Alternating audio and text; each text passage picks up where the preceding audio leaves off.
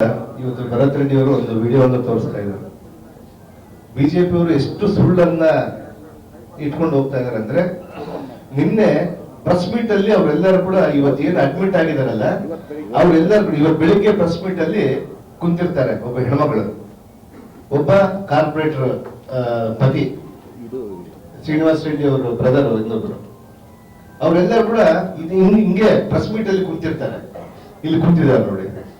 ಅವರು ಮಧ್ಯಾಹ್ನ ಏಕಾಏಕಿ ಪ್ರೆಸ್ ಮೀಟ್ ಆದ್ಮೇಲೆ ಹೋಗಿ ಅವರು ತಲೆಗೆ ಒಂದು ಬಟ್ಟೆ ಕಟ್ಕೊಂಡು ಒಂದು MLC ಮಾಡಂತ ಹೇಳ್ತಾರೆ. ಅಂದ್ರೆ ಇನ್ನ ಎಷ್ಟು ಸುಳ್ಳನ್ನ ಜಗತ್ತಿಗೆ ನಿಜ ಅಂತ ತೋರಿಸುವಂತ ಒಂದು ಪ್ರಯತ್ನ ಇವತ್ತು ಬಿಜೆಪಿ ಅವರು ಮಾಡಿದ್ದಾರೆ. ಅಂದ್ರೆ ಈ ರೀತಿಯಾದಂತ ಒಂದು ವ್ಯವಸ್ಥೆ ಅಲ್ಲ. ಅದಕ್ಕೆ ತನಿಖೆ ಮಾಡಿ ಆ ತನಿಖೆಯಲ್ಲಿ ಸತ್ಯಾಸತ್ಯತೆ ತಮಗೆ ಗೊತ್ತಾಗುತ್ತೆ. ಇವತ್ತು ನಮ್ಮಲ್ಲಿ ಕೂಡ ವಿಡಿಯೋಗಳಿದ್ದಾವೆ, ಅದನ್ನ ಟೈಮಲ್ಲಿ ಸೂಕ್ತ ಸಮಯದಲ್ಲಿ ಹೇಳ್ತೀವಿ. ಅಲ್ಲಿಂದ ಮೇಲೆ ಹೇಳ್ತಾರೆ ಬಾಂಬ್ಗಳು ಹಾಕಿ ಬಾಂಬ್ಗಳು ಇಟ್ಕೊಂಡು ಮಾಡಿ ಅಂತ ಹೇಳಿ.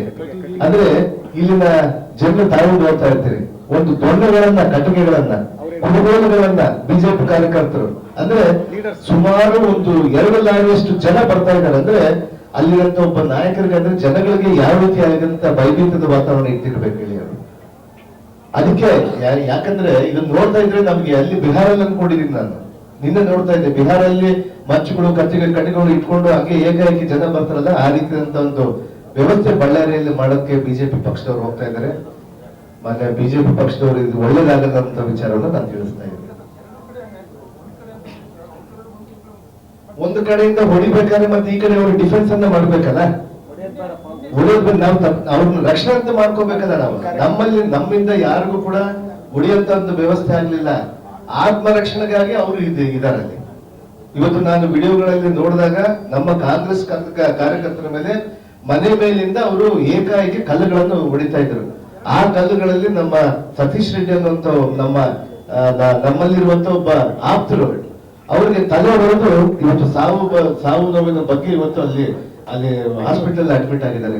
ಅವ್ರಿಗೆ ಎದೆಯಲ್ಲೆಲ್ಲ ಕೂಡ ಬ್ಲಡ್ ಕ್ಲಾಟ್ ಆಗಿದೆ, ಅವ್ರಿಗೆ ತಲೆಯಲ್ಲೂ ಬ್ಲಡ್ ಕ್ಲಾಟ್ ಆಗಿದೆ.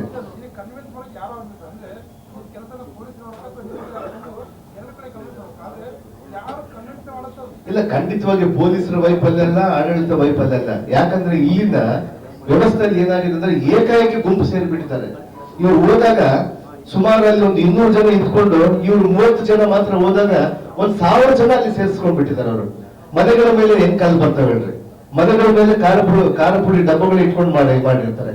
ಯಾವ ರೀತಿ ಮಾಡಿರ್ತಾರೆ ಅಂದ್ರೆ ಪ್ರತ್ಯೇಕವಾಗಿ ಈಗ ಆಲ್ರೆಡಿ ಅವರು ಪ್ರೀ ಪ್ಲಾನ್ ಸಂಚಲನ ಮಾಡಿದ್ದಾರೆ. ಅವರು ಇವ್ರು ಬಂದ್ರೆ ಉಳಿಬೇಕು, ಇವ್ರು ಬಂದ್ರೆ ಮರ್ಡರ್ ಮಾಡಬೇಕು, ಇವ್ರು ಬಂದ್ರೆ ಕೊಲೆ ಮಾಡಬೇಕನ್ನುವಂತ ವಿಚಾರವನ್ನು ಇಟ್ಕೊಂಡಿದ್ದಾರೆ ಅಂತ ಹೇಳಿ ನನ್ನ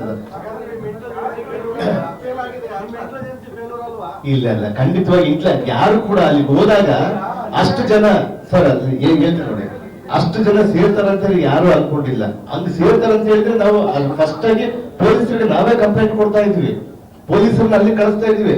ಬ್ಯಾನರ್ ವಿಚಾರ ಅಲ್ಲ, ಬ್ಯಾನರ್ ಹೋಗಿ ತೆಗಿತಾರೆ, ಅಲ್ಲಿ ಮಾಡ್ಕೊಂಡು ಬರ್ಬೋದು ಅಂತ ಹೇಳಿ ಹೋಗಿದ್ದಾರೆ ಅಷ್ಟೇ.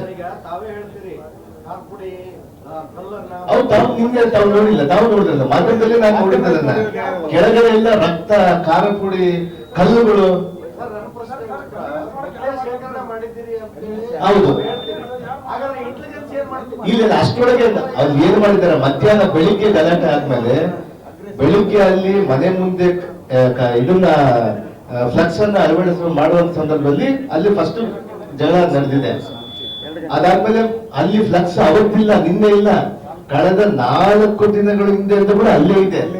ನಿನ್ನೆ ಏಕಾಏಕಿ ಮಾನ್ಯ ಜನಾರ್ದನ್ ರೆಡ್ಡಿ ಅವರು ನೋಡಿದ್ಮೇಲೆ ಅದನ್ನ ತೆಗಿಬೇಕಂತ ಹೇಳಿದ್ದಾರೆ. ಆಮೇಲೆ ನಮ್ಮ ಕಾರ್ಯಕರ್ತರು ಇಲ್ಲಿ ನಮ್ಮ ಲೋಕೇಶ್ ಅಂತೇಳಿ ನಮ್ಮ ನಗರಸಭೆ ಅಂದ್ರೆ ಸದಸ್ಯರಾಗಿ ಕಂಟೆಸ್ಟ್ ಮಾಡಿದ್ದವರು ಲೋಕೇಶ್ ಅವರು, ಲೋಕೇಶ್ ಅವರು